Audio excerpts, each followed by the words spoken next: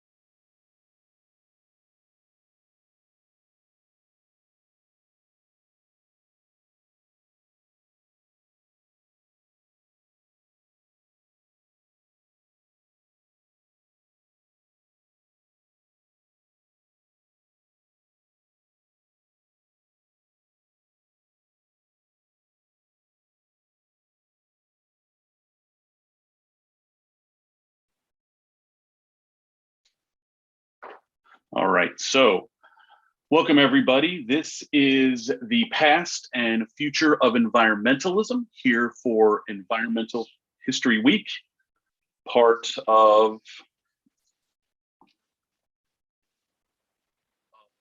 Environmental History Week hosted by the American Society for Environmental History. We have a wonderful panel of experts here today to engage in what hopefully will be a lively and engaging discussion about primarily the history of environmentalism, but also thinking about how it can shape how we approach environmentalism, environmental politics, environmental activism today and into the future. My name is Rob Gioielli. I teach history and environmental studies at the University of Cincinnati Blue Ash College. Joining me is Sara Fingal. She is assistant professor of American Studies at Cal State University Fullerton. She is an environmental historian and borderland scholar who has published articles on Latinx environmentalism, conflicts over land ownership over the coastline of Baja California, Mexico during the 60s and 70s. And she is finishing her book manuscript, A Right to the Beach, Battles for California's Coast and Making Post-War Environmentalism in the University of Washington, from the University of Washington Press. Jenny Price is a public writer and artist and author of Stop Saving the Planet, an Environmentalist Manifesto, a research fellow at the Sam Fox School of Design and Visual Arts at Washington University, St. Louis. She was currently working on a new project, St. Louis Division, a hometown collection of projects about environmental justice. Adam Rome has written about suburban sprawl and the rise of the environmental movement, the first Earth Day in 1970, and efforts to green business. He has also produced an Audible original, The Genius of Earth Day, released last April. He is a professor of environment and sustainability at the University at Buffalo. Nicole Seymour is also a professor at Cal State University, Fullerton. This summer, she'll be finishing a book on glitter for Bloomsbury's Object Lesson series with the support of the Environmental Humanities Fellowship at the University of Edinburgh. And finally, Ellen Griffith Spears teaches environmental history, policy, and ethics in the interdisciplinary New College and Department of American Studies at the University of Alabama. She is the author of Baptized in PCBs, Race, Pollution, and Justice in an All-American Town, and Rethinking the American Environmental Movement post-1945 from Rutledge. All right, so for folks watching on YouTube, this roundtable will be a discussion among our experts and scholars and instigators here for about 45 minutes to an hour, and then we will open it up to questions from you folks online. Please think about your questions in a variety of different ways, but please hold them to near the end and we'll be answering them via the YouTube chat. So I'll start out with the first question. I will go to Jenny. Jenny, what can historians teach us about why the world is on fire?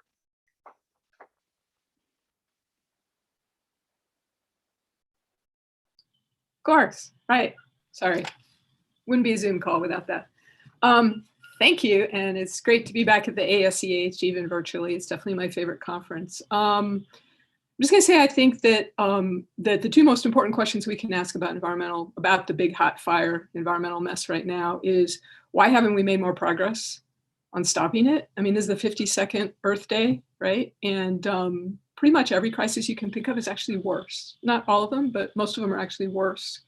And then also a question I know we're going to address later, which is, why do so many Americans hate environmentalists, who are the people who are actually trying to make the air that your kids breathe cleaner? You know, how do you explain that? And I think that history is great at the why questions. It's the best, I think, in terms of all the fields for answering the why questions. And I think, you know, there's a lot of things that history has to tell us about why environmental movements, the environmental movement hasn't been more effective. My work focuses most on how we've thought about environment and how we environmental thinking, environmentalist thinking plugs into this long tradition about thinking about environment sort of as something that we save, rather than thinking about environment as what we change to create our lives. So that the environmental movement has kind of failed overall to focus on how we live, you know, rather than how to save the environment out there. But that's a much longer discussion. So that would be my opening suggestion.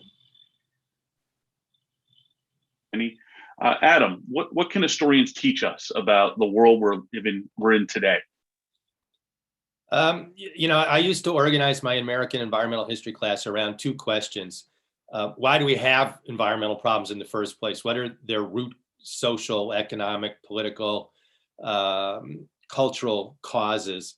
But for our panel, the other question, which is similar to what Jenny just said, is, you know, people in the United States have been complaining about things like pollution, destruction of wild places, exploitation of resources, you know, for 150 years. So why do we still have environmental problems? And if I were to give just one of the many, many answers to that, I would say that environmentalists still have not really grappled with the fundamental flaws in capitalism. Leaving aside for the moment the question of whether capitalism can ever be green, it has obvious flaws, and they're structural, and they require structural solutions. And mostly we've gone for Band-Aids, not really the deep surgery. So I think until environmentalists really start thinking about what would have to change in the basic rules of the market to create a green economy, we will always only be just making things less unsustainable. We won't be moving toward a really truly sustainable world. Ellen, what would you add to that in terms of what environmental history can tell us about our present moment? Well, a lot of the work that I've done has been on the history of environmental activism, and specifically environmental justice activism. And I think it was Noam Chomsky who said, activists created the rights we enjoy. And so one of the things that people can learn from looking at that history is really going all the way back to before the nation's founding. The only reason that we have any mitigating policies is because somebody took it seriously and tried to change things. And so I think that's, you know, one of the big lessons going back and looking. You can find all these people, you know, Robert Gottlieb's work on Alice Hamilton and other people's work on the Radium Girls and Florence Kelly and all these people who were active in the progressive era, for example, all the way up to the present moment.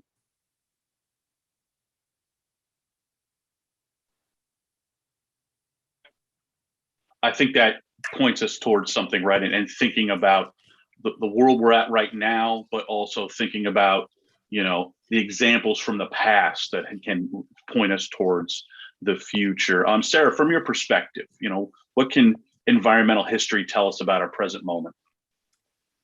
So one of the things that for me is kind of looking back and feeling less alone. Like when I hear about activists, I feel less alone in my concerns. Like Ellen, I look at environmental activism, but I don't look at it as just the people who call themselves environmentalists, because I think that, to use a music analogy, that's one movement in a symphony of people who are out there who are calling for change and calling for protection for their communities and for the world in a lot of different ways, but for themselves and for the people that they know at a local level and for their own bodies and their own environments around them. So for me, it feels like when I look back in history, I just feel a lot less alone, I know what I'm building towards and building up towards. And even on this panel, talking to other people, that their work makes me feel like, okay, I have a sense of what I can do to continue to go forward. So that's, for me, that's where I find history. I think that also we can see what that kind of short-sighted, one note, one focus can do to make it so that conservation doesn't work, or not engaging in environmental justice and seeing that as something separate, or any of those things, why those things don't work. And realizing that we have to continue to learn from that and go continue on a path forward. Well, I know, Nicole, you said you might want to pass on this question, but I'm going to switch it up a little bit for you. From what your scholarship, the folks you study, right? What do they tell us? What do we learn from them? So what they said, first of all, just kidding. But as the non-historian person, I guess I'm thinking a lot about this idea of environmentalisms. It became sort of in my field common to say feminisms, for example. And now I think we're going to start saying environmentalisms and thinking about the many different versions that you guys are already sort of touching on, but also sort of thinking about, something like racism as being a feature, not a bug, of mainstream environmentalism. And so when we're talking about environmentalism, I think, my students often think, oh, that equals progressive, right? Environmentalism equals progressive, because they're familiar with one very particular version. They're not thinking about the ways in which mainstream environmentalism has been oppressive. So yes, I'm interested in sort of stealing from from you guys these different traditions and thinking about pluralisms of environmentalisms. So let's think a little bit more about the history. When I worked with a few of you folks to organize this roundtable a few months ago, one of the things was myself and my own work on the history of environmentalism. When I started this about 12, 13 years ago as a graduate student, I felt like I was a little bit on an island, right, in trying to provide a more diverse, a broader perspective on the history of environmentalism.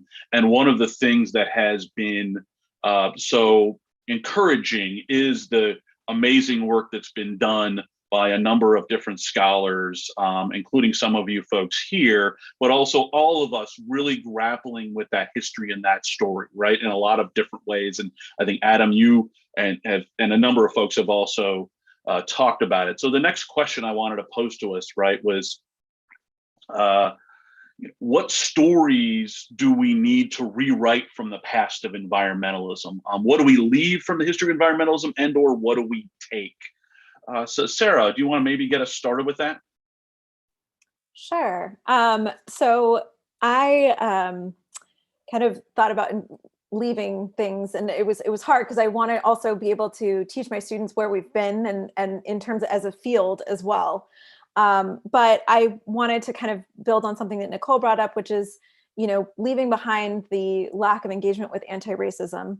And I think that, making sure that we acknowledge and engage with that, but also leaving behind putting people into these kind of pedestals and kind of saintly positions and making them into the patron saint of environmentalism or the patron saint of conservation, and instead taking from them what we can, but also acknowledging what was problematic about them. So I think that that's where I kind of what I want to do, but also so what I want to kind of also leave behind is this idea that, as I mentioned, you have to, in order to study environmentalism, the person or the people or the group that you are talking about has to define themselves as an environmentalist.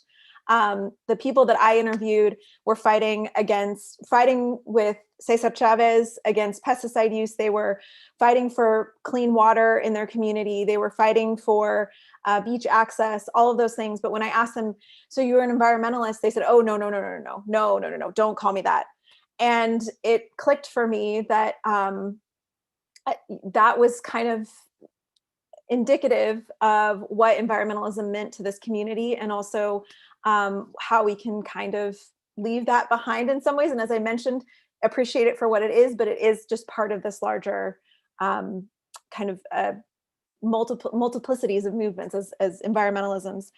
I think that what I want to take from the history of environmentalism is, again, that concern and that drive for some kind of change. And I think that propels us forward. So that's kind of my two things that I wanted to mention. Right, and in the critical perspective, but also that we can still be inspired by folks from the past. Ellen, as someone who's also worked with folks who maybe didn't necessarily define themselves as environmentalists, what would we take and or leave from the past of environmentalism? Right. Well, I guess I want to continue on the same line that Sarah's talking about. We have this history that some of the major figures in American environmentalism from the past, William Temple Hornaday, who helped save the American bison, Madison Grant, all of them were involved with the New York Zoological Society, and their essential reasons for doing those things were all about white supremacy. And so I think we have to look clearly. People have begun doing that. Carolyn Merchant has an essay about John Muir and his racist views toward the Native Americans who are being displaced from Yosemite. Certainly Miles Powell's work on Vanishing America does some of that work. And I think we have to, we got into discussion about take and leave. We can't leave out that history. We have to remember it, and then we have to move forward with the understanding of it. And that those views are not necessarily just left in something in the past. That Yahora Williams says, issues of public space and criminal justice are environmental issues. And so all these things we're confronting right now in the public arena, police violence and white extremism, taking an environmental justice lens on those issues is something we need to take forward. Like that, in terms of, and that's something I do try to do with my students as well, right? When we are looking at that past and saying, all right, yes, this person by our definition, but even their definition would be considered racist, right? But we have to understand that. We have to integrate it into our cohesive, critical perspective on this thing. Excellent. Adam, as someone who's written a lot about the more sort of mainstream, as we might call it, part of environmentalism, how would you approach this in your long thinking about all this story? If you can show the image, and my answer isn't really historiographic. It's really, I'm now in an environment and sustainability department, so I believe in present-mindedness. My students are all trying to figure out what to do today and tomorrow. And this was from right before the first Earth Day in 1970. Barry Commoner, the scientist who created the first, one of the first environmental, to use that word, in organizations, and was one of the first eco-prophets. What strikes me about this image is two things. The environmental movement, I think, in hindsight, we can say made a devil's bargain with science. That early on, a lot of the people that were willing to call themselves environmentalists were scientists, and they gave tremendous authority. Science had authority, it had power, it had credibility. A lot of the other grassroots activists were women, and they were often dismissed as hysterical, irrational, emotional. The scientists gave credibility. But over time, I think it's made environmentalists lazy, that instead of arguing about values and about visions of the future, and what a good community would be, and addressing all the other complicated issues that people can disagree about, they use science as a bludgeon. Science says this, science says that. You have to do this because you can't argue with physics. We hear those arguments all the time, science-based policy. But in fact, none of the key arguments about climate change have anything to do with science. They have to do with political questions and social questions and psychological questions. And I think the environmental movement has to recognize that scientists aren't where the action is, and they're a distraction, and that there are a lot of other people, both expert and lay, who ought to have way more say at this point about how we address climate change, how we address issues of environmental inequality than scientists. The one last point is environmentalists also have been really weak at imagining the better future. You know, if you look at the left side of this, what's the better future? Well, there's nothing that you can even call a city. There's no people. Environmentalists have to start thinking, and I know Jenny will talk about this as well, and maybe some of the other panelists, about what's the future we hope for. If we rally together, if we motivate people to demand change, what will be the better future, the better world that we hope to live in?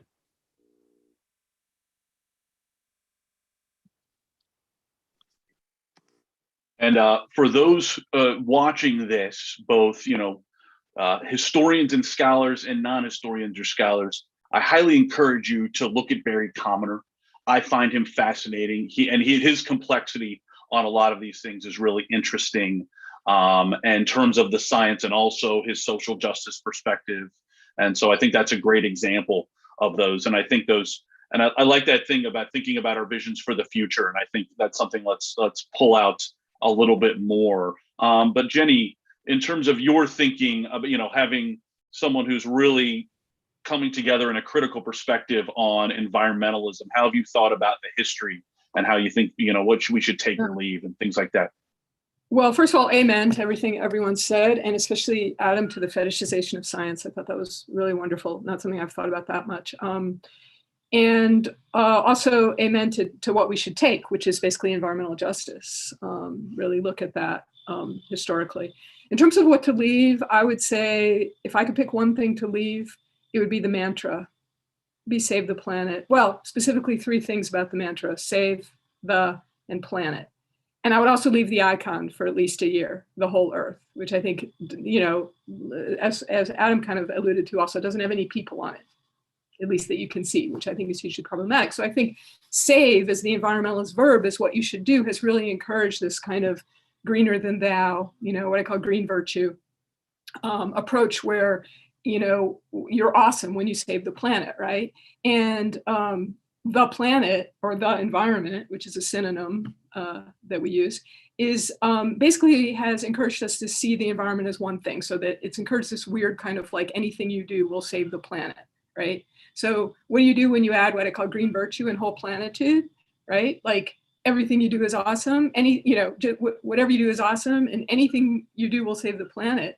Anything you do to save the planet is awesome. And I think that actually really very accurately characterizes most of the popular solutions that we are pursuing right now at the individual level, at the corporate level, and at the public level.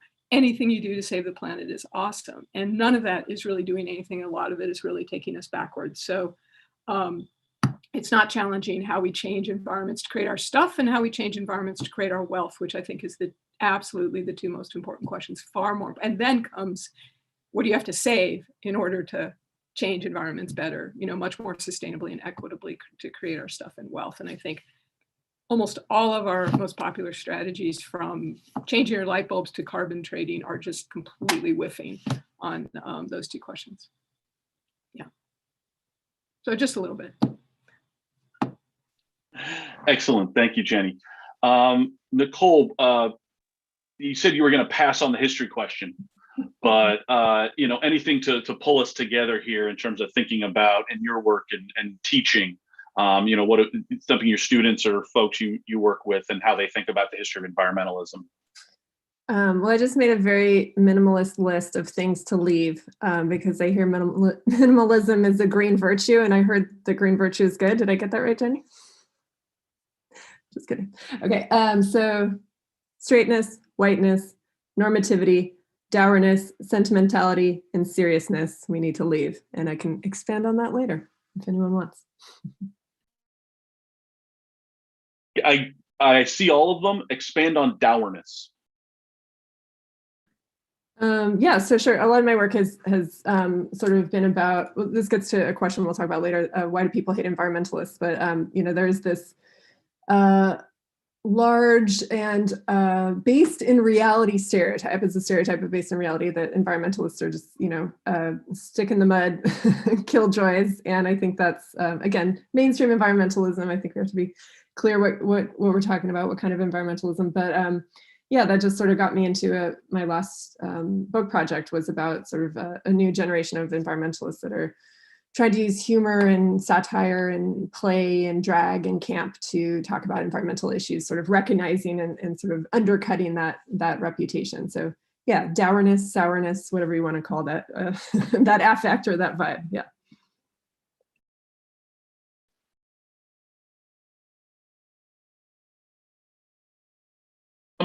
Let's think a little bit more specifically about the past. And who is one environmentalist we all don't know about, but we should, and why?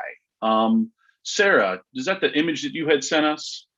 Okay, I'm going to share my screen instead. If you could talk about this, this environmentalist, not Barry Commoner, who we're going to see first, but so one of the things I wanted to add on to just kind of thinking about what we can take is I want, this is John Elgine, for those of you who don't know, who maybe might not be from LA or San Pedro. And he is an incredible figure in his community of San Pedro. He's an environmental educator. But I want to say that we need to find a way to connect to people who seek solace and sense of wonder, from Rachel Carson, leisure, and those things that we know of connecting with the non-human world, and there's a specialness to that, right? So this is John Elgine, and Elgine's leadership and dedication to hands-on environmental education is rarely recognized outside of San Pedro. And despite he didn't attain, he's a Mexican-American, Native American man. His mother was Chumash and his father was from Mexico. He grew up in San Pedro. He and his 5 brothers were the local lifeguard at Cabrillo Beach in San Pedro, which is one of the reasons I argue that San Pedro and Cabrillo Beach was an area that was much more open to local people from Black Angelenos from Watts and South LA to a multitude of different ethnicities from the port town of San Pedro and Long Beach. But he ended up inheriting the keys to this little seaside aquarium, and he took it on, and he was continually questioned because of his lack of a formal education.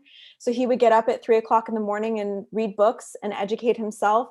Local community members loved him. He inspired absolutely multitudes of generations, as you can see here, of children and young adults to become a range of environmental activists, environmental educators, scientists, yes, and biologists, but also just educators, period. And the reason I want people to know about him is that what I find for myself and for other students that I often talk to is they don't see themselves, and they feel lonely in that island that Rob was talking about. And so I talk about John Elgine because he himself was someone who kind of found that isolation of being this Native American, Mexican-American man who didn't feel like he saw himself in and was ostracized among environmental educators. He became one of the first people to do whale watching trips and bring children on those trips in Los Angeles. And he ended up having this tremendous pebble in the pond impact. And what I want us to encourage us to do is to find more people like John Elgine for ourselves, again, to find that, again, that broad symphony of environmental activism and environmentalism, but also make it so that people feel that they can do something beyond, within their own community. I'm looking at the very local level here. So for those of you who may not know about John Elgine, there's been a whole book written about him, but he was all about hands-on outdoor education. The Grunion Run was a huge part of his taking kids out. He was featured in National Geographic, which was one of the highlights that he mentioned with me during an oral history before his passing. But he never, ever defined himself as an environmentalist. So I'm encouraging us to put him into that broad category and think about people like him at the local level and bring them into our conversation, not only for ourselves. For myself, finding someone like him was inspiring and exciting, but also for our students who might feel like they don't see themselves in this broader, larger narrative. That was excellent. Nicole said we had to leave sentimentality, but I'm tearing up. I love that story. That's great. Seriously. Ellen, you had an environmentalist maybe we don't talk about, or we should talk about. Yes, well, actually, up until a few months ago, I probably would have highlighted in this spot Catherine Coleman Flowers. But now, as a recent MacArthur Award winner, Catherine has now gained a national, really international audience and more attention to the basic sanitation and public health problems in Lowndes County, Alabama. And she's now written a book about it called Waste, One Woman's Fight Against America's Dirty Secret. So the person instead that I chose to highlight here is Ralph Page. Smithsonian director Lonnie Bunch, in his essay in Living in the Anthropocene, talks about environmental activism of African Americans as, quote, hidden in plain sight or unacknowledged. Rob talked about this as unheralded, I think, in some of our recent communications. And so Ralph Page is really a great example of an unheralded environmentalist. He worked for the Federation of Southern Cooperatives for 46 years. He was a director of that organization for 30 of those years. The Federation works with and on behalf of Black farmers, mostly in the South, landowners, cooperatives, providing technical assistance on everything from farm and forest management to estate planning. Federation may be best known for the Pigford cases, which were two major lawsuits against the U.S. Department of Agriculture for racial discrimination. Basically, the USDA failed to give loans and any kind of grants to Black farmers up until very recently. And those cases were the largest successful suits against the federal government, winning in settlements $2.5 billion for Black farmers. So why is Ralph Page an environmentalist? I'm not sure. I don't even know if Ralph himself called himself an environmentalist, even though he was on the board of groups like the Pioneers Restorative Development Initiative. However, the Federation, through its training center in Epps, Alabama, about an hour from here, in Tuscaloosa, and through the work of people like Jerry Pennick and John Zippert and many, many others, really advocated for sustainable farming, really since the founding of the Federation in the late 60s, but more explicitly since the 1980s when they talked about sustainable agriculture. The Land Assistance Fund, which is part of that group, has worked to preserve Black farm ownership. Land ownership was crucial to the civil rights movement. Places to stay for civil rights workers, sustenance. The land was put up for bail at times. Land kept churches and schools going in Black communities. Ralph passed away in 2018, but people can read more about these land ownership issues in an important little book that's also not well known. It's called Land and Power, Sustainable Agriculture and African Americans. It's the book that came out of the Black Environmental Thought Conference that was held at Tuskegee University in 2007. And that gives some insights into some of this work. So I would nominate Ralph as a very important unheralded environmentalist. Thank you so much, Ellen. And I will take the chair's prerogative or the moderator's prerogative to tell one of my favorite stories to how I got into this. So I was a young environmental reporter on the coast of South Carolina, in Beaufort, South Carolina. And you had a lot of different development issues. This is right near Hilton Head. And so there was a lot of mega resorts going up. And I was sympathetic to the environmental cause. I was the environmental reporter. And so I was interviewing local environmentalists. And about 6 months into this beat, Emery Campbell calls me up. Now, Emery Campbell was a local, Emery Campbell, right? Local community organizer, an activist, longtime coastal resident. And he was the leader of the Penn Center, which is the great historic community center founded during Reconstruction, a center of civil rights activism. And I had met him a number of times. And so Emery Campbell calls, you pick up the phone and he goes, Rob, you're writing about environmentalists. Why aren't you writing about us? We're environmentalists too, right? And this sort of hit me in the head and began to completely shift my thinking and led me down the road to become, instead of an environmental reporter, an environmental historian. We can debate the wiseness of that career choice, but nevertheless, is a similar experience in terms of shifting this thinking. Jenny, do you have an environmentalist that you would want people to know about? I'll just be super quick because I think those stories are really, really kind of take us where we need to go. I would say the people I'm most excited about, honestly, are kind of the young people that we don't know about yet. It's like the Greta Thunbergs who are out there. And I know there are a lot of them, and I'd like to know who more of them are because I think they're the future of environmentalism. But I'm just going to steal from Michelle Nijhuis's new book, Beloved Beasts, which is a history of wildlife conservation, and call out Elinor Ostrom, who's Nobel Prize winning. So she's not exactly unknown, but I didn't know about her. And I think we need to claim her because she went after tragedy of the commons, which I think is the cult of the tragedy of the commons is long overdue for a fall. And I really appreciated learning about her in Michelle Nijhuis's book. Great. All right, shifting gears a little bit here. One question that was sort of salient to what Jenny's been writing about, but also some of your work, Adam, and going back to what you were saying, and I'll, Adam, have you start with this. Can corporations save the planet? So actually, as a segue, the person I would have mentioned, and this totally surprised me. 2 years ago, I would never have thought I'd be sitting here and I'd say, Ray Anderson, the former CEO of Interface Carpet Company based in Atlanta.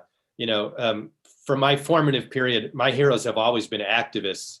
And they're the kind of people that everyone else has talked about. I also, going back to what you said, Rob, I'm not embarrassed to say to my students, hey, these folks are inspiring. and they inspire me, and I hope they'll inspire you. But Ray Anderson, when he was my age, when he was 60, making a product that's made out of petrochemicals, read a book that, again, environmentalists hardly use in their teaching, The Ecology of Commerce by Paul Hawken. And he never thought about any of the environmental issues in his business. He was a good old boy. He'd played football. He was an engineer at Georgia Tech. He'd started this company. It was $1 billion company. And someone asked him to give a talk about his environmental thinking. And his first answer was, obey the law. That's as far as I go, whatever the pollution laws are. But he reads this book. He says it's a spear to the chest.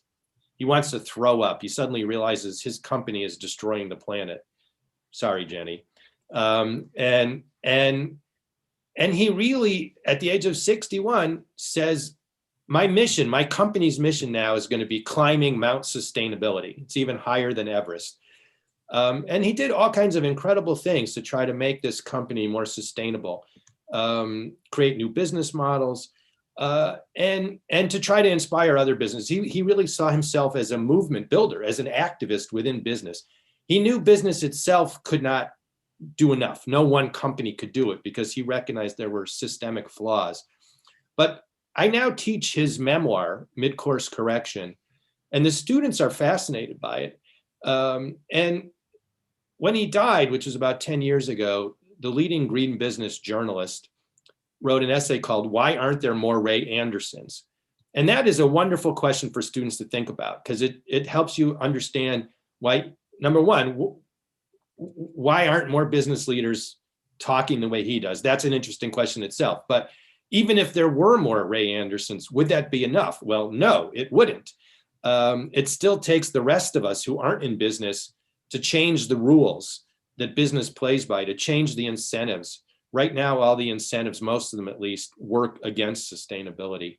My students, my environment and sustainability students, they've never read anything like this before. It's not a very conventional assignment in the environmental movements class, but they're fascinated by it. And I say to them, really, activism is great, and I'm not saying don't do that, but we also have to be willing to go out of our comfort zone and learn something about business if we want to do our part in creating a green economy. So no, corporations can't, unless we, the rest of us, change the rules. And even that might not be enough. It may be that eventually we need an economy that's totally different than ours, but we haven't really tried very hard to green the capitalist economy that we have. But business people can't do it. They can do a lot, and I take them sincerely, like Ray Anderson, as trying, but the rest of us have to change the rules. I like that perspective, Adam. Thank you very much for that. I'll open it up. Does anybody have a different point to that question about corporations and business? Anybody want to respond to that? Jenny? Oh, I didn't mute. Okay, so yeah, I mean, I think that everything Adam just said, again, amen. That's fantastic, and I agree. We need structural change. That right now our economy is designed very intentionally to maximize profits, which means also maximizing growth, and that doesn't have anything to do with maximizing the things that most of us care about, which is like health and well-being, and whether our kids get a good education and that sort of thing. So that's what we have to do. But I also think that maybe another side to answering that is to say, well, what are we allowing corporations to do? How are we pretending that corporations are actually saving the planet? And I think the question is actually part of the problem, that again, we have this kind of like, you can just do anything and that will help, right? Just do anything, it all adds up, it all saves the planet, right? And I think we definitely have, this is kind of an environmentalist instinct, is that just do anything, right? It all adds up, just do whatever you can. So when Exxon sponsors an Earth Day Fest, or Exxon does all the piddly, stupid little things that Exxon is doing, all of which are taking us backwards because they're just giving it legitimacy to keep doing what they do. Instead, a lot of environmentalists say, oh, see, that's great. At least they're doing something that's better than nothing. And I think we have to insist that something is not better than nothing, that in most cases with Amazon and Exxon and Walmart and Coke and Nestle and all of these big corporations that are right at the forefront of destroying the planet, that something is worse than nothing right now, that actually the things that they're doing are actually taking us backwards. So I think it's also not a question of what they need to do, but what are we allowing them to get away with? And what are we even praising them for doing that's actually enormously destructive? Great, thank you, Jenny. Any other thoughts on that? All right, Nicole, I'll start with you. Why do people hate environmentalists? I might actually have to give this one over to Jenny in a second, because I think I made my case. They make you feel bad. They make you feel very guilty. They make you feel terrible about yourself. They make you feel like doing something is not doing something. Nothing. No, and this maybe connects back to I could give an extra answer to the who's an environmentalist we don't know about. I was thinking about there's at least 3 green, I like to call them the green queens. So at least 3 environmentalist drag queens who I think we should know, because their names are funny, if nothing else. Nuclear Waste is one of them. Patagonia is another. Tammy Brown, that's actually not a pun, it's just her name, but she has a hit single called Walking the Children in Nature. But I see these, in my last book, I talk about these examples of, we could say these are just like throwaway silliness, but they're I think, somewhat sincere, although I don't like sincerity either. They are, we should look at them as attempts, whether they're sincere or not, to sort of introduce the idea that play is more palatable than, again, the dourness, that even something that isn't really about environmentalism can be like a way into environmentalism, right? So even just a throwaway joke or a throwaway drag performance or camp performance can at least get some wheels turning. And also, I guess I'm sort of going off on a tangent now, but I'm sort of against this idea, maybe it does go back to Jenny's point, that everything has to mean something, right? That something is only environmentalist if it causes immediate change or offers like direct education, like facts or figures or whatever. And I'm sort of like wanting to move away from that and say, like, sometimes pleasure is activism, right? There's a great book called Pleasure Activism, and we need that to sustain ourselves. We need to laugh and have fun to sustain ourselves for the hard stuff that we have to do. So that's a very roundabout way to answer that. But yeah, people hate environmentalists because they're not as fun as they could be. So. Excellent. Thank you, Nicole. So a number of folks in our chat have asked about all these different names because there's a lot of folks that are new to people. So what I'm going to do is for folks who are watching this, I'll compile all the different names and some of these references from our panelists, and I'll post them on Twitter and a few tweets once we're done here, because a number of these are new to me in a variety of different ways. And so a lot of folks are sort of saying this is one of the exciting parts about this, is hearing these new voices here. Sara, in your experience, I guess with maybe some of the folks you study or your students, why do people hate environmentalists?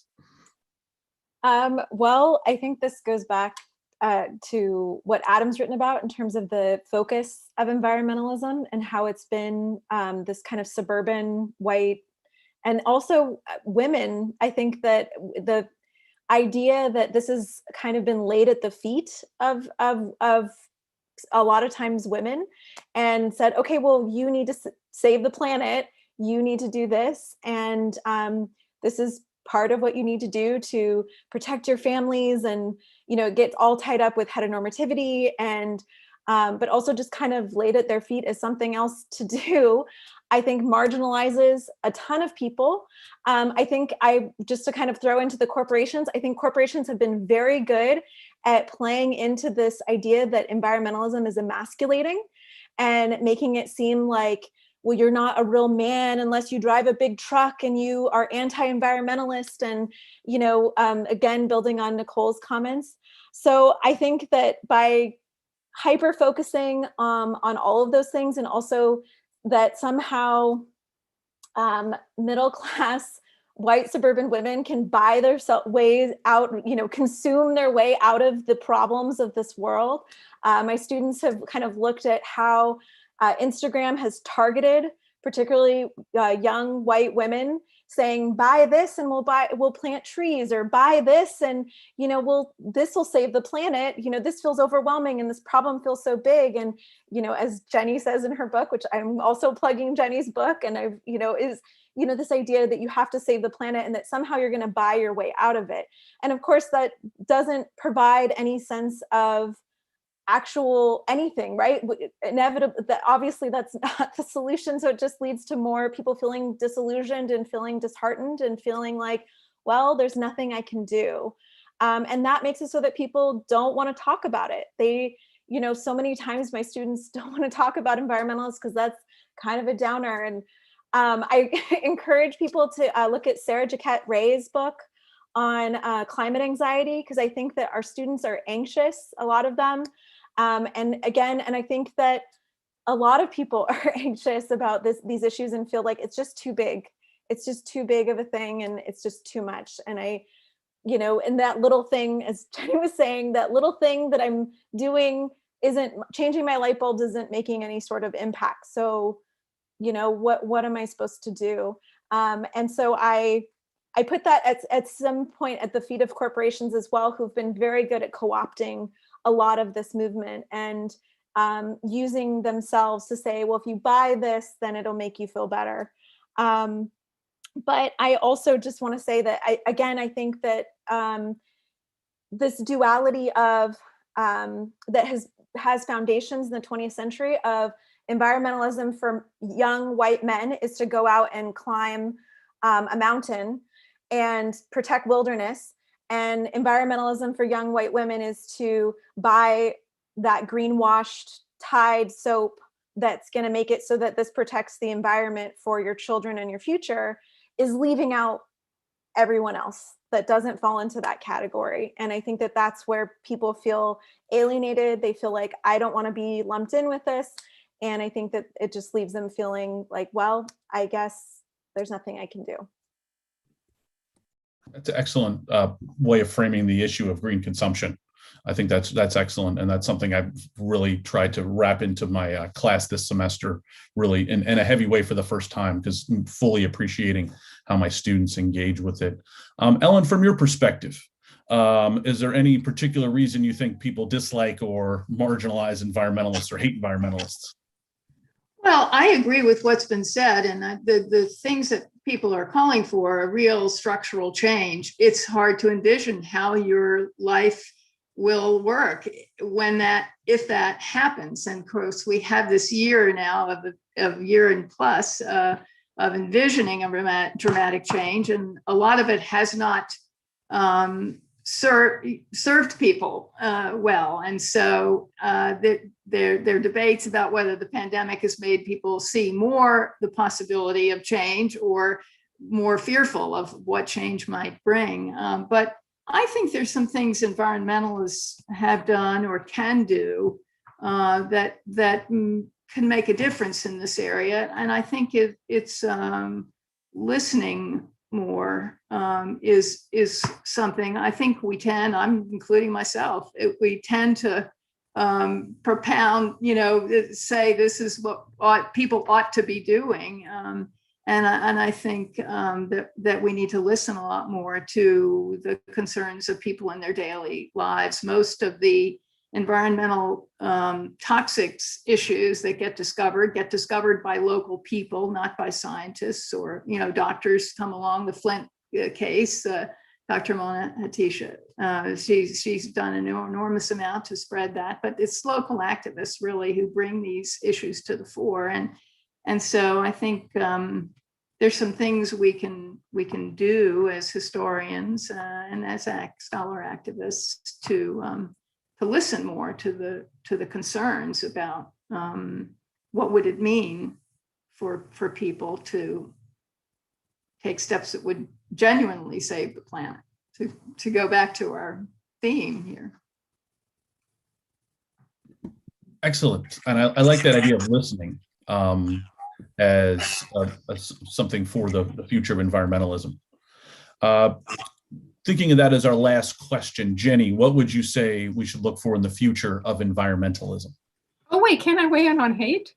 You can. Oh, I'll be honest. I didn't know if that was like a whole separate session, so or was a running theme in a lot of your comments. So, but yes, please. Okay, If you have something to hate on, I gotta weigh in because 3 of my 11 reasons to stop saving the planet are everyone hates environmentalists. So I spent like 6 years writing this 60-page manuscript, and I've thought about it a lot. So, and I will actually, a lot of this just kind of rephrases what you amazing people have just said. So, but I say you have to think about it in terms of 2 groups. I think and one's very, very easy to explain, which is why do kind of right-wing, really wealthy folks hate environmentalists? And if you think about our economy as well, the way our economy works is we change environments to create wealth.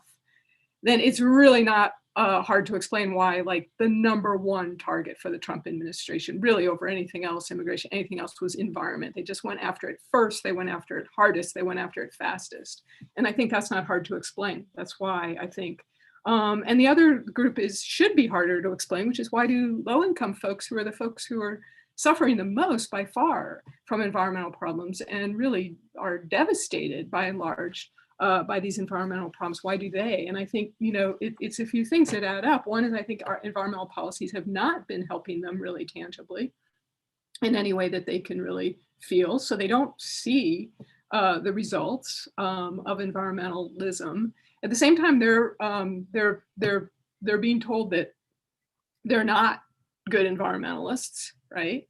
And also that, all this stuff is supposed to save the planet everywhere. And everything about save the planet thinking flattens out the question of who.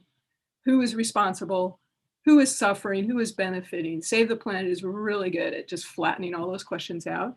And so not only are they not being helped, and they're kind of being accused of being, part of the problem, and people aren't focusing on their places, but also there's this incredible, like, we're so awesome for saving the planet.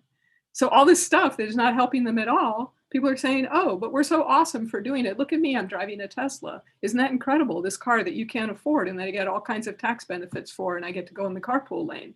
I'm so awesome. So that's infuriating, right? And I think that takes you from just being frustrated to being infuriated, and it then becomes, I think, kind of easy to explain. Okay, thank you, Rob.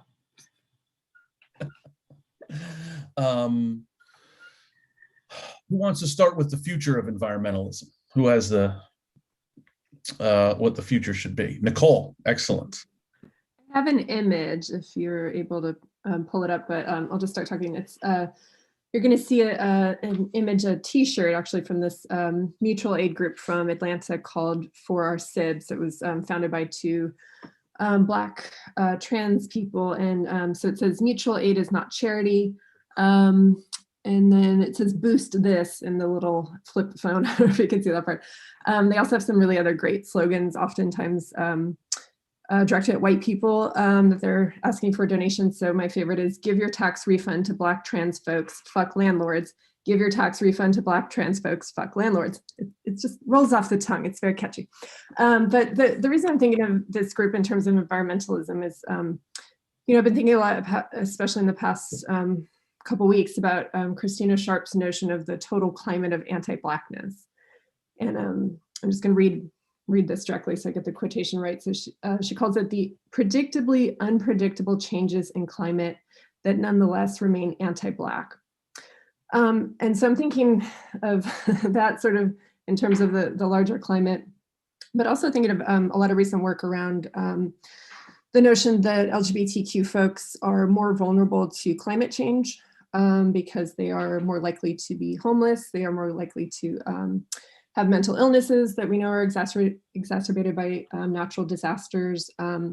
Also just thinking about like homophobia and transphobia that comes out during climate emergencies or other environmental emergencies. So people that are seeking shelter after a disaster might be discriminated against by a church group, for example, that's offering help. But I'm also just thinking, kind of this goes back to my thing about we need to leave the straightness behind. When I said that earlier, I wasn't joking, because I'm thinking about the ways in which cisnormativity and homophobia and transphobia actually drive the climate crisis. They're not just sort of like, part of the fallout.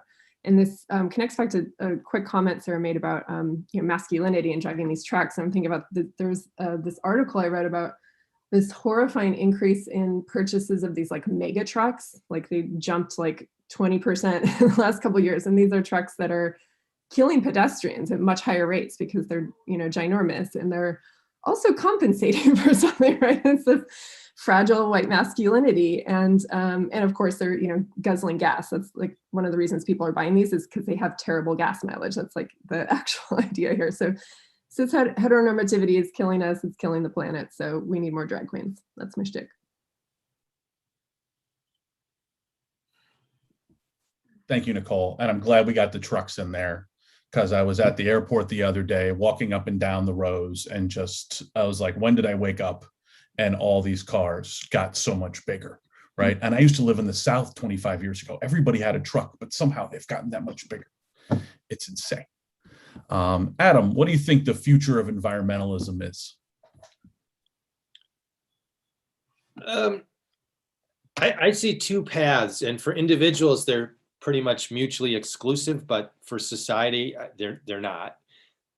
So one that I'm very excited by is that environmentalism will stop being a sort of special interest and will merge in the broader movement for progressive social justice transformation of society.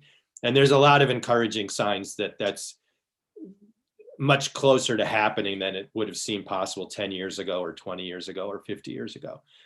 But the other path that's really totally different is a non-ideological, broad tent way of thinking about climate change, that climate change ultimately does affect, not equally, but almost everybody, and almost everybody can be part of trying to prevent it or trying to adapt to it or trying to make communities more resilient.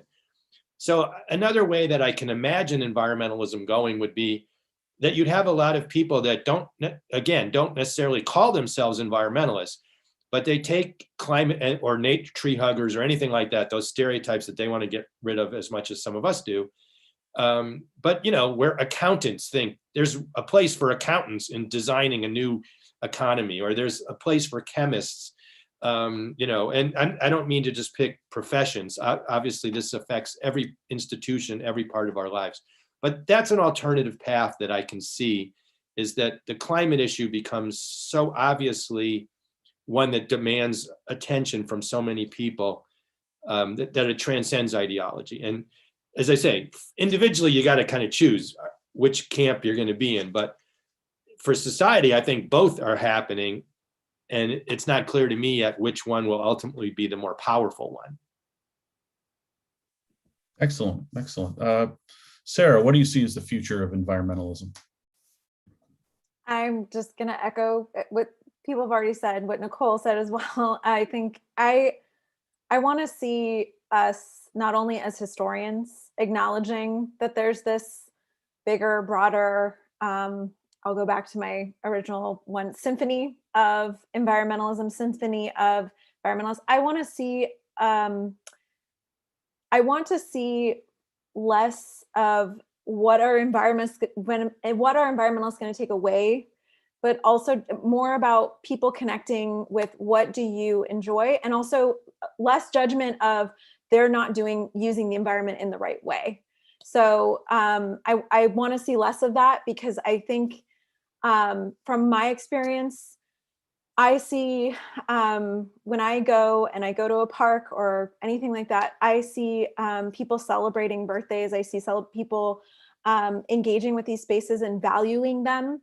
And even if it's not necessarily in people's mind that they're valuing them in the right way, I want us to include all of that, and include that fun that Nicole talked about, that leisure, but also include the things that people really love about, and again, I want to go back to that sense of wonder. We are all here because at some point we cared enough about some place or something that made it so that we dedicated our lives to researching this and caring about it at all. And I think that if we can go back to that and think about that and use that as a way to have conversations across different kind of groups, I think that would be a way forward of really loving places, but also experiences and those sorts of things. And so I think that kind of waking up and realizing this narrow definition doesn't do anything for us. It only makes it so that it's just not a clear path, and people don't see themselves in this movement. I think seeing all of ourselves in the movement is a way path forward. So just as Adam said, as everyone said. Excellent. Jenny, I'll let you wrap it up. What do you see as the future of environmentalism? Okay. Ellen, did Ellen wait? Oh, sorry, Ellen. Yeah, Ellen. Sorry, my bad. Ellen, go ahead. What do you see as the future of environmentalism? Well, I'll go after Jenny if you like. Okay, well, so I think at this point in the United States, and maybe this is true for democracy movements around the world, but I think right now in the US, future of environmentalism hinges on the question of voting. And I think every social movement in the United States at this point needs to turn its attention there. And you can look at some of the history. Warren County, North Carolina, an iconic, people look at that as the founding moment of the modern environmental justice movement, led to Black empowerment. Locally, Eva Clayton got elected in the North Carolina 2nd Congressional District after that time. along with a wave of other representatives from the South. But it's the crucial thing before us right now is we have coming out of this horrific 4 years. The NRDC everybody was forced into defensive mode. They filed 100 lawsuits in 1,000 days during the Trump administration. And now the Biden administration is moving in a very optimism-producing direction.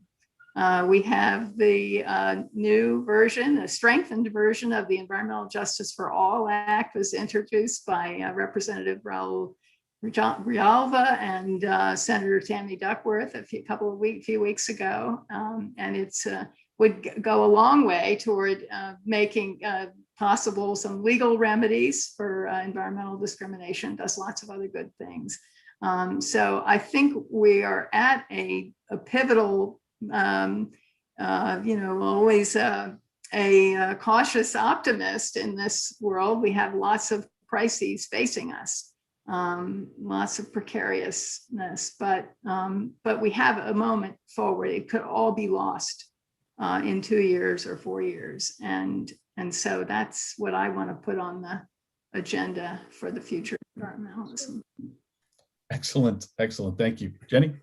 Yeah, well, I'm actually just going to wrap up by circling right back to the exact point that Adam started with, which is it's about the economy. It's about the economy, right?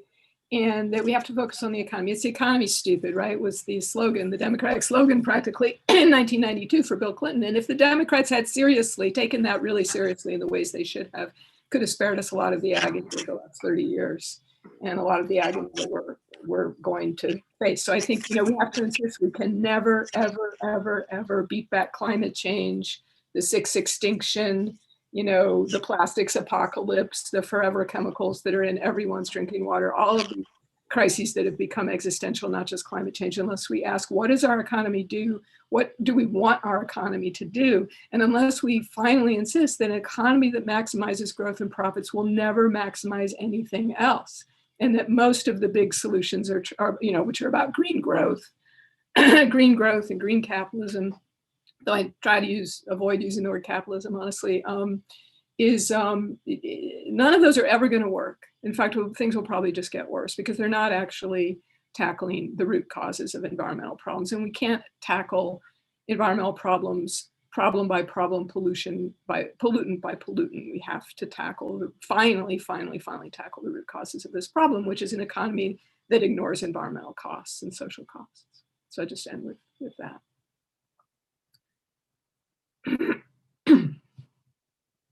Excellent, excellent. Nicole, you wanted to wrap up one of your points real quick? Yeah, I just got so excited. I was telling Rob in the chat, I forgot to cite these really awesome people that are working on queer climate justice and anti-racist climate justice, which is the future. So the people I'm thinking of are Vanessa Raditz, Magdalena Rodekirchen, Leo Goldsmith, and Katie Hogan. And I'll also tweet about this later this week, but just wanted to honor those folks that are shaping the future. Excellent. So I had some sort of lightning round questions, but we have a great, but I'm going to have one question I'm going to do, but I'm going to save it for the end. I want to switch to the comments in the chat. So if anybody is watching this on YouTube and you have questions, specific or general questions, please put them in the YouTube chat. But there's been some great activity there. I actually want to start with a question going back to a little bit more history that Robert Lifset had. And he asked, can we really understand the unpopularity of environmentalism without acknowledging essentially, 50 years or 40 years of anti-environmentalist activism, right? That it's been an actively opposed movement. So I don't know if someone wants to jump in on that. Jenny?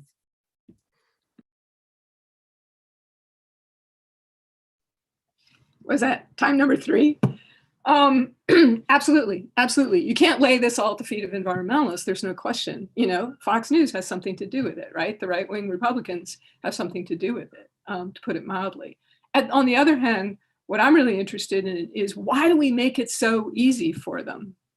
Why do we make it so easy for them? We have this way of thinking. Like, how many times have you heard environmentalists say we have to balance the needs of the economy, the environment, which is such complete bullshit. It's just infuriating. Like, instead we need to say, it's basically we're saying the reason you're struggling in this economy is that the air that your kids breathe is too clean. And I'm just really, so we have to fix that, So, or it isn't dirty enough. I'm sorry, isn't dirty enough, It just doesn't make any sense. We have to really place environment at the center of how we see things. And just also echo something Adam said about environment can't be a special interest. And we just make it, I think in everything, every time someone says we have to save the planet, or this will help the planet, right? This will help the planet. This will help the environment, which is like, we're seeing them saying these things about like the Green New Deal will help the environment. The Green New Deal isn't about helping the environment. We just make it so easy for people to then generate antagonism towards environmentalism. And I think we need to stop doing that. Other folks on the history of sort of attacks on environmentalism, does that give us perspective on this? Does that help us understand where environmentalism is in the culture and our politics a little bit more? So one good point from Robert Wilson and earlier in our discussion was saying, and he pointed out that if you look at the climate movement, you see a lot more intersectional activism. You see a lot more social justice activism. Does the climate movement, as it's been evolving, make any of you a little bit more optimistic about the future? And I think Adam touched on this a little bit, and some other folks have touched upon this. Does anybody feel better about that from what they see in the climate movement in the past, say, 5 years? Nicole, go ahead. Just a quick comment that maybe is depressing, but I don't know. I'm just sort of thinking about, Sara mentioned a while ago, this idea of putting people up on pedestals. And like, what did we see again? Like Greta Thunberg is like the poster child, right? Not these indigenous youth that are leading movements, and some of them are getting called like the, indigenous Greta Thunberg, right? And just, so I'm kind of like, I still, and that's not the fault of the climate movement. That's not what I'm saying at all. I do feel, I feel a lot of optimism, and I'm so impressed with, the youth that are going to save us. But then I feel like it just falls back into these same tropes that we've had before. And I'm just kind of nervous about that. But why am I being a bummer? I don't know.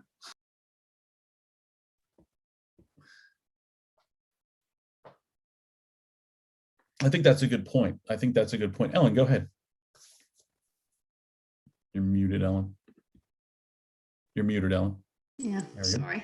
Okay. The youth activism in the United States, and certainly part of what's moved the climate so much in this current administration, is the Black Lives Matter movement, the indigenous activism around Standing Rock. And the other big thing I think about climate is the global movement, and the fact that the contact that people have had over the years, especially in 1992 at the Rio conference, that people in US environmentalists have had with activists from around the world, and the big names of Wangari Maathai, Kenya, and Dana Shiva from India, people like that, who have given a post-colonial perspective, an anti-imperialist perspective, that have to kind of broadened the horizons a good bit, and have really helped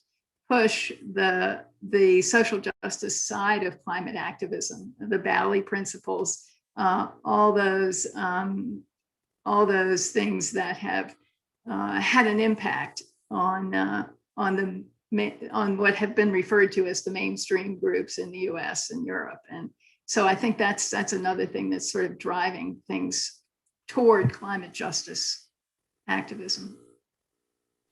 I think that's excellent. That's an excellent point, Ellen.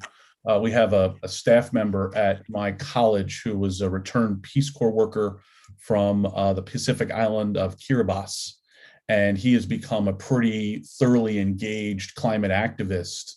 But I have him, and he's more than happy to do it. He has a great TED Talk, and he comes to talk to my students every semester, and giving them that global perspective on some of those folks has been very helpful for them. Another question from the chat was from Adam Quinn, and he said he had an interesting perspective on this. Any ideas for how environmentalists can engage rural workers, right, and folks in rural areas? And we could be thinking about this in terms of also, sort of logging and energy sector workers and things like this. What are any ideas here on that? I thought that was an interesting question.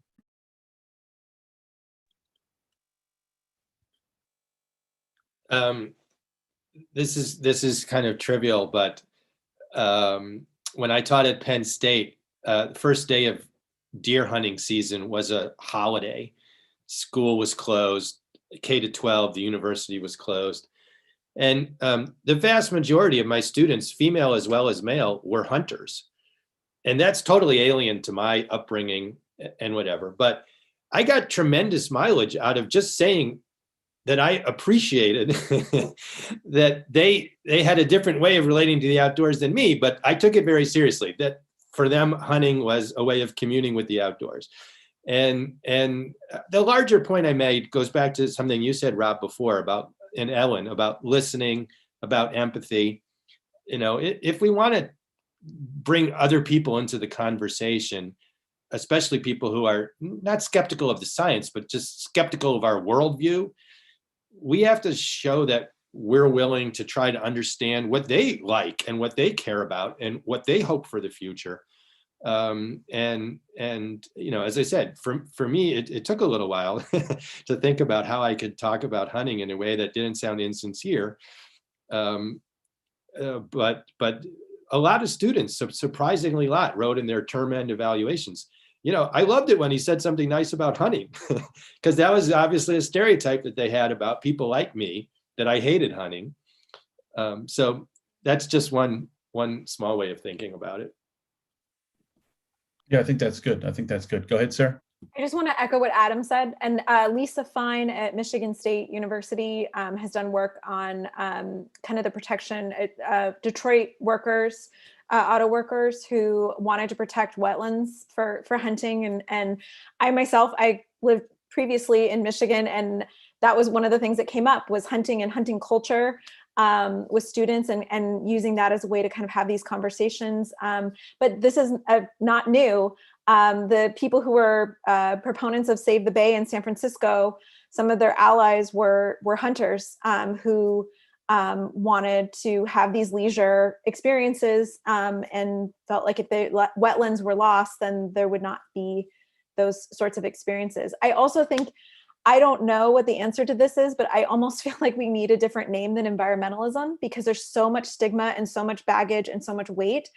I don't know what that new word is going to be, but I'm constantly ruminating about it, because I think that if we come again with that name, or even when we try to talk to people who we perceive as environmentalists or an environmentalist kind of idea, it immediately is dismissed. And again, that question of emasculating, I think that it's so tied up with this, all the things that have been mentioned. It's really difficult to even start the conversation if we label ourselves that way. I think that's an excellent point. Thank you, Sarah. And I think, going back to the rural question, and also thinking about it as a broader definition of, or sort of a broader perspective on rural life, and understanding the diversity of rural life and those experiences, right? And so I know for myself, as a suburban kid, who didn't hunt myself, I had a particular definition of who was a hunter and who was engages in these type of sports. But you live in the South, this is a multiracial activity, and hunting and fishing means a lot to different people in lots of different parts of the United States. So one example where we have sort of preconceptions of that. A good question from Chris Slobby here. I like this as we're sort of nearing our end point here. Chris asks, what does environmental success actually look like? And he says, we heard some stories of individual figures. Are there more stories about successes? Are there other examples, the pushback that are stories of environmentalist success that sort of push back at some of these conventional narratives as well. But I thought that was good. What does success look like right now in terms of the type of environmental activism? I don't know, Jenny, from your perspective, are there examples that you would point to and say, this is the type of environmentalism we need? I mean, I think just like for economy, the solutions are out there. There's this, people are always asking me, well, we have to take things step by step. I'm not a fan of radical change. You're like, this isn't radical change. This is just common sense. Like what we have right now is incredibly radical and extreme and not normal. So that's what we have to insist on. So I think, in terms of, there are a lot of, like I said, so I think it's all about the economy. There's a lot of worker cooperatives. There's a lot of, cooperative economy ventures out there. Adam knows a lot about businesses that are actually trying to do substantially different practices.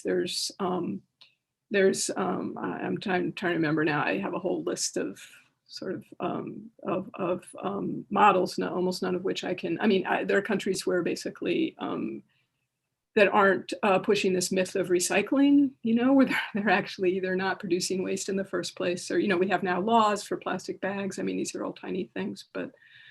So I don't think it's so mysterious, or that hard to find. I think the solutions are out there. I know that's not very specific. Maybe someone else has a good specific story that they can think of at this point.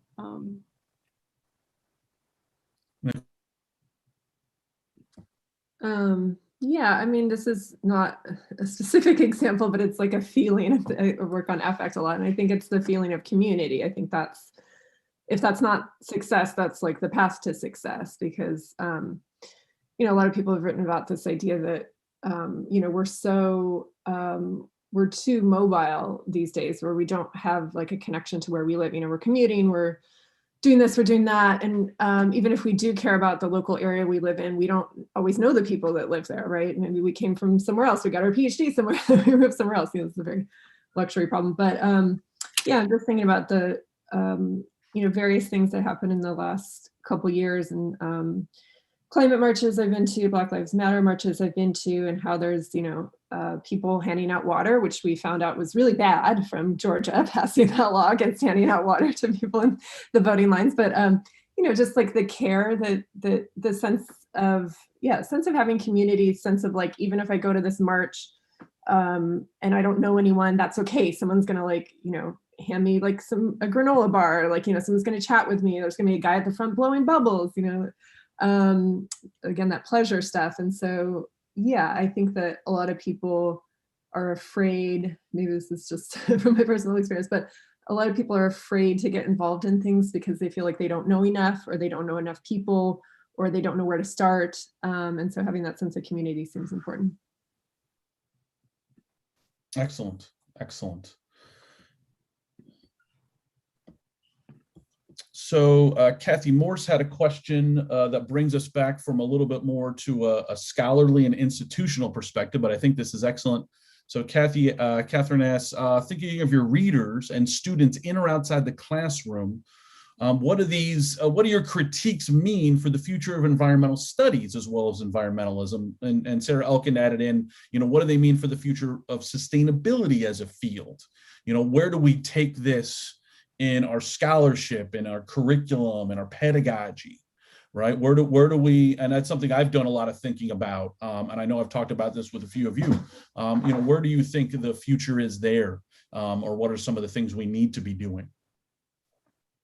Feel free to jump in here.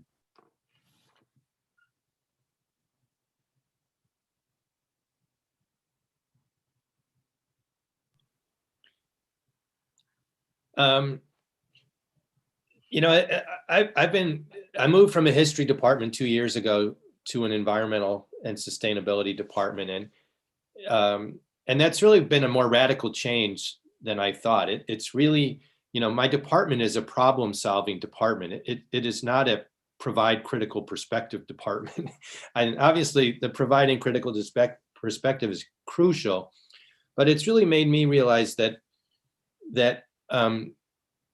my students don't think history is bunk, but they really do want to understand how it will change the way they think about today and tomorrow. And that's a really high bar that none of us are really trained to get over. So much of our training is just historiographic.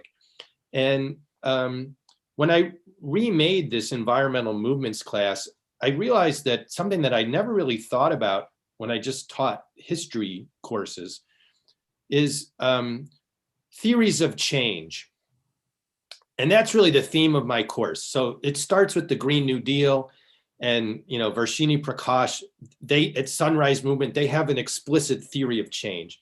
But everybody else that we consider, all the other movements, all the other individuals, they have either an explicit or implicit theory of how the world gets better. And so that's really become the theme for me. And it's historically grounded because history offers a lot of evidence that some theories of change are more compelling than others. But it also allows me to say to the students, you're all wanting to go and do something and make a difference. Be clear about your theory of change. You don't have to agree with me. You don't have to agree with each other, but you have to figure out, how do you see your thing being part of some bigger change? And the change, again, going back to a point Nicole made, it may take eons for it to really be clear that the change has happened. It may not be something that you can say tomorrow or next year, but being more present-minded, I think is really important. We all need, if we really want to make a difference, beyond stretching the imagination of our students, which is very important too, I think we can't be afraid to be present-minded and to restructure our courses so that they do really help the students think, why does this matter to me? How is it going to change what I do? Jay? Yeah, absolutely. And I think also I had a really great discussion with some Notre Dame folks about this. What is your sustainability initiative focus on your campus, right? Because so far it's focused on like, well, we're going to build solar panels, or we're going to generate our own energy, and we're going to tell the students to stop using so much water and ride their bikes to school and all that, right? And all that's fine, but it's really not going to make much of a difference except on your own campus. So I think, to me, what your curriculum is so much more important than any of those things. What are you teaching your students? What is your business school teaching your students? Are they teaching green growth?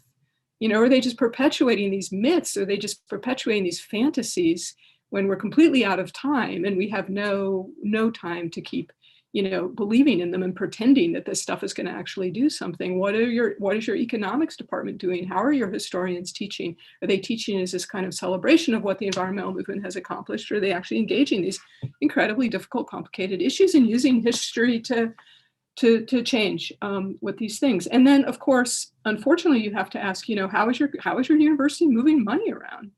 Because this is the thing we fail to ask, is like, okay, when you buy a solar panel, where does that money go? You put that money into markets that inherently are designed to ignore environmental costs. So how is your university moving money around? Where is it investing? I think the curriculum and the investing are probably the two most important questions you can possibly ask before you think about, well, you also think about solar panels, but don't think that you're actually making serious changes when you do that. Excellent. Nicole. I think I'm talking too much, sorry, but I'll just tell like a quick anecdote. I teach every other semester, I teach queer lit, and then the semester I'm not teaching queer lit, I'm teaching literature and the environment. And the year that the climate strikes were happening was the semester the climate strikes were happening was the semester I was teaching queer lit. And I was like, but I want to take my students, but it's not literature and the environment. And I was like, duh, this is my whole shtick. It's like queer ecologies, So I was like, okay, so we're going to have a couple units on hashtag plastic free pride. And we're going to talk about the intersections of environmentalism and queer rights. And we'll talk about, the waste that's produced through pride parades and stuff like that. And it was just like, they got it. They were like, okay, we're ready to go to the climate march, even though this is queer lit, right? And I think we have these like, even when we do interdisciplinary scholarship, it's like we fail to like make it happen in the classroom for some reason. Like, why was I even confused about like taking my queer lit class to this climate march? I was more concerned about what they were thinking, I guess, maybe. But yeah, I think maybe I just need to make those the same class and then my job will be a lot easier, but technically they're two different classes right now, so.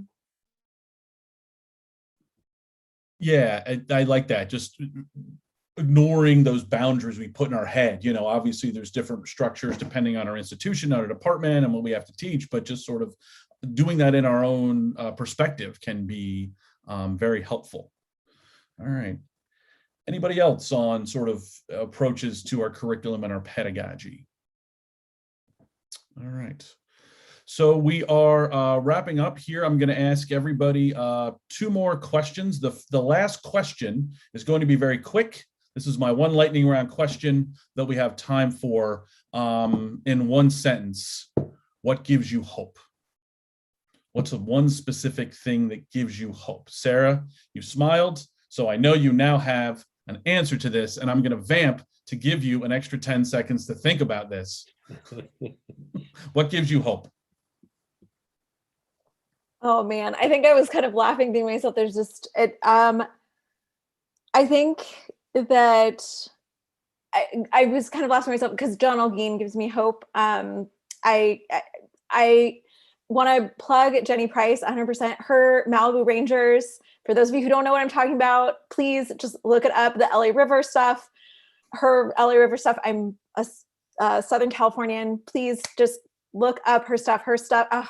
Like her whole Malibu Rangers thing just made me so excited. So please, please, please look that up. The work of all the people on this panel gives me hope. But I think also what gives me hope is when I'm just going to go to in my mind really quickly. There's a regional park near me. It's in the middle of Irvine, which for those of you who are on this call and don't know Orange County, it has a legacy of being incredibly white, incredibly conservative. It's changing. And so you would think that going to a park in Irvine, which is known as kind of this epicenter, William Cronin writes about Irvine in Uncommon, oh gosh, now I can't remember the name of the book, Uncommon Nature, I think. But what gives me hope is when I go and I see lots of people coming together and enjoying this space. And a lot of, for myself, seeing Latinx, African-American, white, and Asian American families and just people coming together and riding bikes or playing a soccer game or anything like that. And I guess as somebody who loves parks, that's something that I guess I really love, or going to the beach and seeing a lot of people there just enjoying the space and finding solace in it, and finding reprieve from so many things. And so I guess that's the thing that gives me hope. So that's all I can think of right now. Excellent. Ellen, what is one thing that gives you hope? Well, I've just been reading the narrative reflections from my students on their learning plan for the semester. And I infused, spurred on by the, recent events, have infused a lot more about racial issues, racial violence, the history of environmentalism in that regard.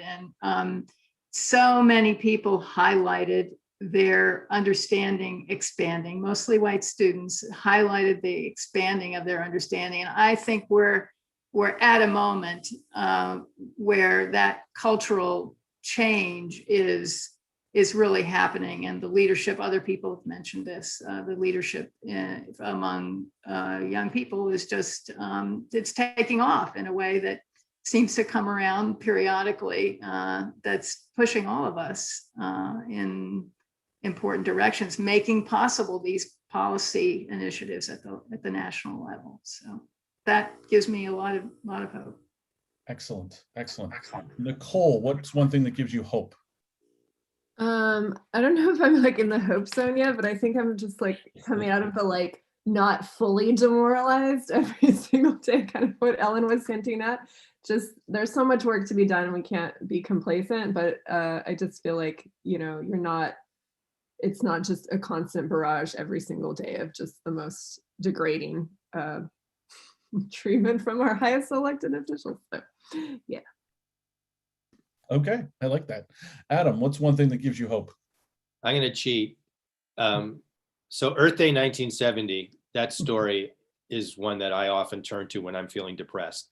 But like Ellen, my students now that I'm in an environment and sustainability department and also at University at Buffalo, they're more diverse and they're much more willing to teach me things than I've had before. And that's incredible, the things that they show that can be done. Excellent. Jenny, what gives you hope? Millennials. After complaining about them for many years, I'm now convinced they're going to save us. And whatever the next generation is called, what is the next generation called? I can never keep track. Why? Okay. Yeah. I just think they're much more flexible about thinking about race, about environment, about economy, and it gives me the little bit of hope that I have. Excellent. So in the spirit of talk shows and podcasts that I've been listening way too much of in the past year to keep myself entertained, we will finish with the sales pitch. So Sara, your book is not quite finished yet, but will be coming out soon with University of Washington Press. And so we eagerly look for that. Nicole, do you have a text that you would like to encourage the people here to purchase? All right. I actually only have 2 books on my desk right now. And they have Jenny's. These are the Jenny's of the moment. So Cli-Fi and Stop Saving the Planet. Yeah. Ellen, your book is remind the listeners and the watchers here. Oh, okay. Well, the latest one is Rethinking the American Environmental Movement. And so a lot of these themes we've been talking about have come up in that. So thank you, Rob, for organizing us and for the chance to have this lively conversation. Excellent, excellent. Adam, the Earth Day book, the podcast, or the Audible. The Audible. Yeah. You know, it's rare you get a chance to get a mulligan in scholarship, but I got a chance to rethink some of the issues, and it's only an hour and 40 minutes, and it ends with lessons. But yeah, this has been wonderful. Thank you, everyone.